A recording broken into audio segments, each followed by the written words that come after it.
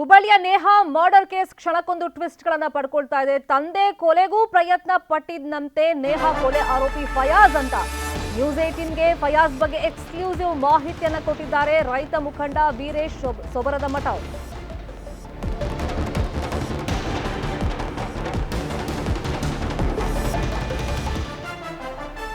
ಫಯಾಜ್ ತಂದೆ ಹಾಗೇನೆ ತಾಯಿ ಬೇರೆಯಾಗಿದ್ರು. ತಾಯಿ ಮುಮ್ತಾಜ್ ಜೊತೆ ಫಯಾಜ್ ವಾಸ ಮಾಡ್ಕೊಂಡಿದ್ದ. ಆಸ್ತಿಗಾಗಿ ತಂದೆ ಜೊತೆ ಜಗಳ ತೆಗೆದು ಕೊಲೆಗೂ ಪ್ರಯತ್ನ ಪಟ್ಟಿದ್ದಂತೆ. ಠಾಣೆಯ ಮುಂದೆಯೇ ಫಯಾಜ್ ಅಪ್ಪನ ಮೇಲೆ ಹಲ್ಲೆ ಮಾಡಿದ್ದ. ಆಗ ಅಪ್ಪ ಸ್ಟೇಷನ್ ಒಳಗೆ ಓಡ್ ಹೋಗಿ ತಪ್ಪಿಸ್ಕೊಂಡಿದ್ರು ಅಂತೆಲ್ಲ ರೈತ ಮುಖಂಡ ವೀರೇಶ್ ಸೊಬರದಮಠ ಹೇಳಿಕೆಯನ್ನ ಕೊಟ್ಟಿದ್ದಾರೆ.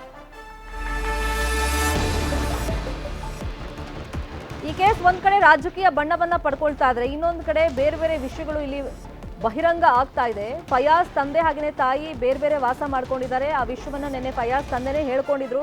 ದಾಂಪತ್ಯದಲ್ಲಿ ಬಿರುಕು ಮೂಡಿತ್ತು. ತಾಯಿ ಜೊತೆ ಆತ ಇದ್ದ ಅಂತ ಹೇಳಿ. ತಾಯಿ ಮುಮ್ತಾಜ್ ಜೊತೆ ಫಯಾಜ್ ವಾಸ ಮಾಡ್ಕೊಂಡಿದ್ದ. ಆಸ್ತಿಗಾಗಿ ಜಗಳ ಆಗಿತ್ತು ಒಂದ್ಸಲ. ಠಾಣೆ ಮುಂದೆನೆ ಫಯಾಜ್ ಅಪ್ಪನ ಮೇಲೆ ಹಲ್ಲೆ ಮಾಡಿದ್ದ. ಆಗ ಅವರಪ್ಪ ಸ್ಟೇಷನ್ ಒಳಗಡೆ ಓಡ್ ಹೋಗಿ ತಪ್ಪಿಸ್ಕೊಂಡಿದ್ರು ಅನ್ನೋ ಮಾಹಿತಿಯನ್ನ ವೀರೇಶ್ ಸೊಬರದಮಠ ಅವರು ಈಗ ಎಕ್ಸ್ಕ್ಲೂಸಿವ್ ಆಗಿ ನ್ಯೂಸ್ 18ಗೆ ಕೊಟ್ಟಿದ್ದಾರೆ ಸ್ಟೇಟ್ಮೆಂಟ್ ಅನ್ನ.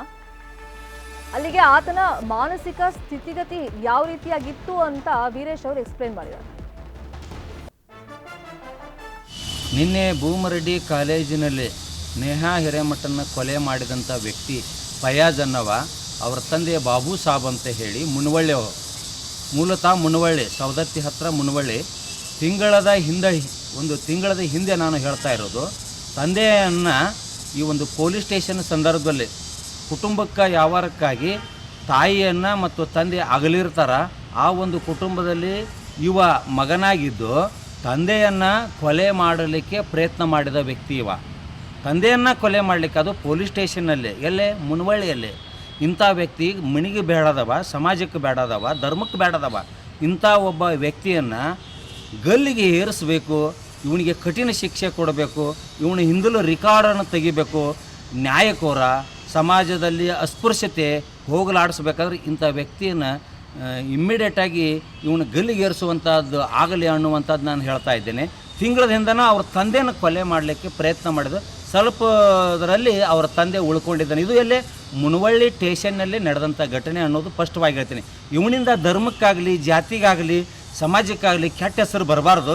ಇಂಥ ವ್ಯಕ್ತಿಗಳು ಯಾವುದೇ ಧರ್ಮದಾಗಿರಲಿ ಅಂಥವ್ರನ್ನು ವಶಕ್ಕೆ ಹಾಕಬೇಕು ಅನ್ನೋದನ್ನು ನಾನು ಸರ್ಕಾರಕ್ಕೆ ಮತ್ತು ಕಾನೂನಿಗೆ ನಾನು ವಿನಂತಿ ಮಾಡಿಕೊಳ್ತಾ ಇದ್ದೇನೆ. ಇನ್ನು ಫಯಾಜ್ಗೆ ಗಲ್ಲು ಶಿಕ್ಷೆ ಆಗಬೇಕು ಅನ್ನೋ ಒತ್ತಡ ಕೇಳಿಬರ್ತಾ ಇದೆ. ನೇಹಾ ತಂದೆ ನಿರಂಜನ್ ಹಿರೇಮಠ ಅವರು ಈ ಒತ್ತಾಯ ಮಾಡ್ತಾ ಇದ್ದಾರೆ. ಸರ್ಕಾರದ ಮೇಲೆ ನೇಹಾ ತಂದೆ ಒತ್ತಡವನ್ನ ಹೇರ್ತಾ ಇದ್ದಾರೆ. ಸರ್ಕಾರದ ಮೇಲೆ ನಿರಂಜನ್ ಅವರಿಗೆ ಸ್ವಲ್ಪ ಅಸಮಾಧಾನ ಇತ್ತು. ಕಾರಣ ಗೃಹ ಸಚಿವರು ಮತ್ತೆ ಸಿಎಂ ಕೊಟ್ಟಂತ ಸ್ಟೇಟ್ಮೆಂಟ್. ಅವ್ರು ಕೊಟ್ಟಿರುವಂಥ ಸ್ಟೇಟ್ಮೆಂಟ್ನಿಂದಾಗಿ ನಮ್ಮ ಮನೆತನದ ಗೌರವಕ್ಕೆ ಧಕ್ಕೆ ಬಂದಿದೆ ಅಂತ ಹೇಳಿದ್ರು. ಇನ್ನೊಂದು ಕಡೆ ಈಗ ಆತನನ್ನ ಗಲ್ಲು ಶಿಕ್ಷೆಗೆ ಒಳಪಡಿಸಬೇಕು ಅಂತ ಸರ್ಕಾರದ ಮೇಲೆ ಒತ್ತಡವನ್ನ ನೇಹಾ ತಂದೆ ನಿರಂಜನ್ ಹಾಕಿದ್ದಾರೆ. ಈ ರೀತಿ ನೀವು ಗೃಹ ಸಚಿವರಿಗೆ ದಾರಿ ತಪ್ಪಿಸಿದ್ರಲ್ಲ, ದಾರಿ ತಪ್ಪಿಸಿದವರಿಗೆ ಯಾರು ಇಲ್ಲಿಂದ ರಿಪೋರ್ಟ್ ಕೊಟ್ಟಾರ? ಅವರೇ ಅಲ್ಲ. ಇಲ್ಲ, ಮುಚ್ಚಿಮರಿ ಅಂದ್ರೆ ಈಗ ಮೇಡಮ್ ನನ್ನ ಮನೆಗೆ ಬಂದು ಈಗ ಬೆಳಿಗ್ಗೆ ಬಂದು ಹೇಳಿದ್ರು, ನಿನ್ನೆ ಹೇಳಿಕೆ ಬಂತ ಗೃಹ ಸಚಿವರ ಮೇಲೆ ನಾನೇ ಖಂಡನೆ ಮಾಡಿದೆ. ಈ ರೀತಿ ಕೊಡೋದ್ರಿಂದ ಇಮಿಡಿಯೇಟ್ಲಿ ನನ್ನ ಮನೆಗೆ ಬಂದು ಹೇಳೋದ್ರಿ. ಈಗ ನಾನು ನಿಮ್ಮ ಜೊತೆಗೆ ಅದೇನಿ, ಒಂದು ಕೂದಲೆಳೆಯಷ್ಟು ಅದನ್ನ ನಾನು ಇದಕ್ಕೆ ಈ ಕೇಸಿಗೆ ಏನ್ ಬೇಕೆಲ್ಲ ನಾನು ಸಹಕಾರ ಮಾಡ್ತೇನೆ ಅಂತ ಹೇಳೋದು. ಯಾಕೆ ಬಂದ್ರೆ ನನಗೆ ಧೈರ್ಯ ತುಂಬಿದ್ರಿ. ಮತ್ತು ನಿಮ್ಮ ಜೊತೆಗೆ ಅದೇನೆ ಅಂತ ಇನ್ನೂ 4 ಮಂದಿ ಯಾರದಾರ ಅವ್ರ ಹೆಸರು ತಗೊಂಡು ಹೋದ್ರು. ಅವ್ರ ಹೆಸರು ಕೊಟ್ಟಿದ್ದೇನೆ ಪೊಲಿಟಿಷನ್ನಾಗ. ಅದನ್ನು ನಾನು ಕೊಟ್ರೆ ನಾನು ಇಮಿಡಿಯೇಟ್ಲಿ ಅರೆಕ್ಷನ್ ಮಾಡ್ತೇನೆ ಅಂತ ಹೇಳಿದ್ರು. ಹೌದಾ? ಈ ಮಾತಿಗೆ ಈಗ ನೀವು ಶಾಸಕರು, ಕಮಿಷನರು ಮತ್ತು ಇವ್ರದ್ದು ಹೆಸರು ಹೇಳತ್ತೀರಿ. ಹೆಸರು ಅಂದ್ರೆ ನೀವು ಶಾಸಕರ ಮೇಲೆ ಆರೋಪ ಮಾಡ್ತಾ ಇದ್ದೀರಾ? ಶಾಸಕರ ಮೇಲೆ ಆರೋಪ ಮಾಡ್ತಾ ಇಲ್ಲ, ನಾನು ನನ್ನ ಜೊತೆಗೆ ಇದ್ರು ಅಂತ ಹೇಳಿದೆ. ನಾನು ಸೇಮ್ ಇವ್ರು ಈ ಕೇಸ್ನಾಗ ಮಾಡ್ತಾ ಇದ್ದಾರೆ ಶಾಸಕರ. ಈಗ ನಾನು ಓಪನ್ ಆಗಿ ಹೇಳಕ್ ಮನಸ್ಸಿಲ್ಲ.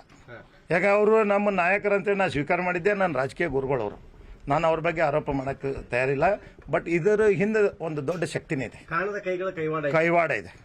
ನಾನು ಶಾಸಕರು ಮಾಡ್ಯಾರ ಅಂತ ನಾ ಹೇಳಂಗಿಲ್ಲ. ಏನು ಗೃಹ ಸಚಿವರಿಗೆ ದಾರಿ ತಪ್ಸ್ಯಾರ. ಮತ್ತು ಈ ಒಂದು ಮೇಡಮ್ ಅವ್ರಿಗೂ ಕೂಡ ಈ ರೀತಿ ಹೇಳಿಕೆ ಹೇಳ್ರಿ ಅಂತೇಳಿ ಹೇಳ್ಸ್ಯಾರ. ಈಗ ಇನ್ನೊಂದ್ ಕಡೆ ತಾವು ಹೇಳಿದ್ರಿ, ನನಗೆ ನ್ಯಾಯ ಸಿಗದೆ ಹೋದ್ರೆ ನಾನು CM ಹೋಮ್ ಮಿನಿಸ್ಟರ್ಗೆ ಪತ್ರ ಬರಿತೀನಿ, ಆತ್ಮಹತ್ಯೆ ಮಾಡ್ಕೊಂತೀನಿ ಅಂತ ಹೇಳಿ 100%. ಇಲ್ಲಿವರೆಗೂ ನಡೆದ ತನಿಖೆ ನಿಮಗೆ ತೃಪ್ತಿ ಇದೆಯಾ ತನಿಖೆ? ಈಗ ಸದ್ಯ ಮೊನ್ನೆ ತನಕ ಚೆನ್ನಾಗಿತ್ತು. ಇದು ಬೆಳವಣಿಗೆ ನೋಡಿದರೆ ನನಗೆ ಈ ಕೇಸ್ 101% ಹಾದಿ ತಪ್ಪಿಸುವಂತ ಹೋಗ್ತಾ ಇದೆ. ಇದೇನಾರ ನಮಗೆ ನ್ಯಾಯ ಸಿಗಲಿಲ್ಲ ಅಂದ್ರೆ ನಾವು ಖಂಡಿತ ನಾವು ಲೆಟರ್ ಬರೆದಿಟ್ಟು ಅವ್ರಿಗೆ ಆತ್ಮಹತ್ಯೆ ಮಾಡ್ಕೋತೀವಿ. ಏನು ನಾವು CM ಅವ್ರಿಗೆ ಏನು ಆಡಳಿತ ಪಕ್ಷ CM ಅಲ್ಲ, ಗೃಹ ಸಚಿವರೇ ಅಲ್ಲ, ಅವರೇ ಜವಾಬ್ದಾರಿ. ರಾಜ್ಯಪಾಲರಿಗೂ ಬರಿತೀವಿ.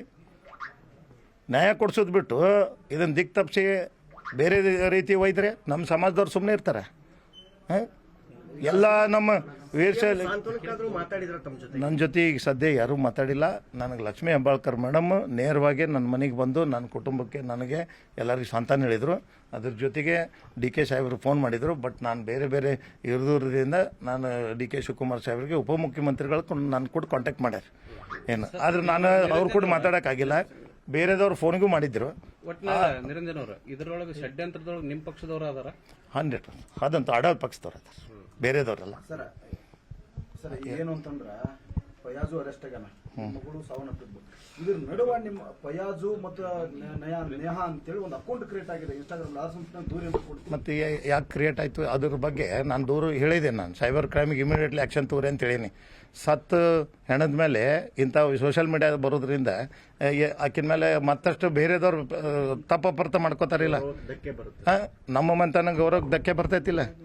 ಅದು ನನ್ನ ಮಗಳನ್ನ ಕೊಂದವರು ಬದುಕಿರಬಾರ್ದು, ಆರೋಪಿಯನ್ನ ಗಲ್ಲಿಗೇರಿಸಿ ಅಂತ ನೇಹಾ ತಾಯಿ ಹೇಳಿದ್ದಾರೆ. ಇನ್ನು ತಪ್ಪು ಮಾಡಿದ ಮಗನಿಗೆ ಶಿಕ್ಷೆ ಆಗಲಿ ಅಂತ ಫಯಾಜ್ ತಾಯಿ ಮುಮ್ತಾಜ್ ಅವರು ಹೇಳಿಕೆಯನ್ನ ಕೊಟ್ಟಿದ್ದಾರೆ. ಮಗ ಮಾಡಿರೋ ತಪ್ಪಿಗೆ ನಾನು ಕರ್ನಾಟಕದ ಸಮಸ್ತ ಜನರಿಗೆ ನನ್ನ ಕೈ ಮುಗಿದು ಕೇಳ್ಕೊಂಡು ಸರ್, ನನ್ನನ್ನು ಕ್ಷಮಾ ಮಾಡ್ರಿ. ನನ್ನ ಮಗ ಮಾಡಿರೋ ತಪ್ಪಿಗೆ ನಾನು ಇಡೀ ಕರ್ನಾಟಕದ ಜನತೆಗೆ ನಾನು ಕ್ಷಮೆ ಕೇಳ್ತೀನಿ.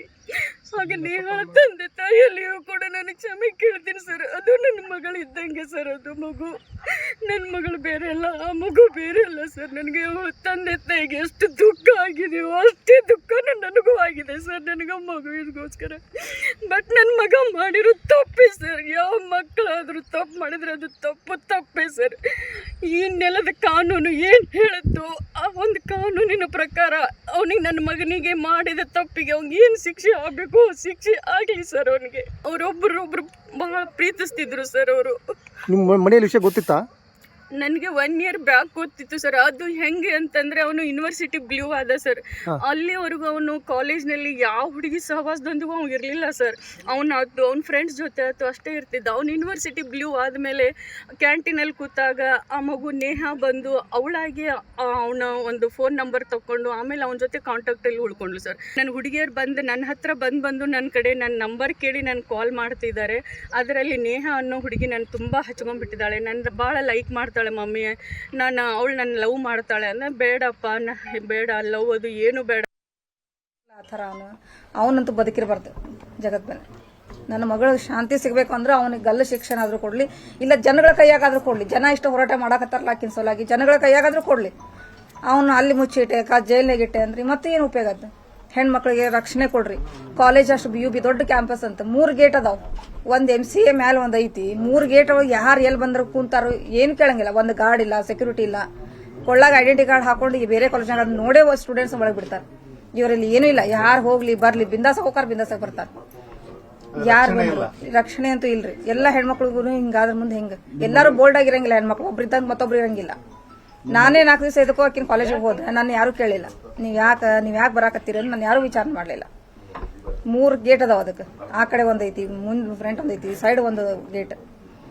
ಎಲ್ಲಿ ಹಾಶಿ ಯಾರು ಹೋದ್ರು ಏನು ಗೊತ್ತಾಗಂಗಿಲ್ಲ. ಇಲ್ರಿ ಸರ್, ನಾ ಈಗ ಅಕ್ಕಿ ಹಂಗ ಅನ್ನೋದಕ್ಕೆ ನಾನು ಖಾಲಿ ಇದ್ನಲ್ಲ. ನಾವೇನು ನಡಿವ ಹಂಗಾರ ಬಿಟ್ಟು ಬರ್ತೀನಿ. ಅವ್ರ ಪಪ್ಪ ಅಂತೂ ಯಾವಾಗೂ ಡ್ರೈವರ್ ಕಾರ್ ಅಂತೂ ಇಟ್ಟ ಬಿಟ್ಟಿದ್ರು ಅಕ್ಕಿಗೆ. ನಾವು ಧೈರ್ಯದಿಂದ ಇರು. ಮದ್ವಿ ಪಬ್ಬಿದ್ ನನಗೆ ಗೊತ್ತಿಲ್ಲ. ಅಂಶಗಳಿದಾವಲ್ಲ ಅದ್ರ ಬಗ್ಗೆ ನನಗೆ ಏನು ಗೊತ್ತಿಲ್ಲ ಸರ್. ಅದು ಕೆಲವೊಂದು ಫೋಟೋಗಳನ್ನೆಲ್ಲ ವೈರಲ್ ಮಾಡ್ತಾ ಇದಾರೆ. ಫೋಟೋ ಅಂತೂ ಇಲ್ಲಿ ಬಿಡಿ ಸರ್. ಅಲ್ಲ ಅವು ಏನೋ ಎಡಿಟಿಂಗ್ ಮಾಡ್ತಾರ. ಈಗಿನ ಕಾಲದಾಗ ಎಷ್ಟೋ ಸೈನ್ಸ್ ಮುಂದುವರೆದೈತಿ. ಕಂಪ್ಯೂಟರ್ ಎಡಿಟಿಂಗ್ ಮಾಡ್ತಾರ, ಏನೇನೋ ಮಾಡಿ ಹಾಕೋತಾರ ತಮ್ಗೆ ಬೇಕಂದಂಗ. ನಮ್ಮ ಮಗಳಂತೂ ಅಂತ ಕೆಲವೇ ಅಲ್ಲ. ನಿಮ್ ಮದುವೆ ಮಾಡ್ಕೋತೀನಿ ಅಂತ ಕಾಡಿಸ್ತಿದ್ದ? ಗೊತ್ತಿಲ್ಲ ಸರ್, ನನಗೇನು ಹೇಳಿಲ್ಲ, ಅದ್ರ ಬಗ್ಗೆ ಏನು ಹೇಳಿಲ್ಲ.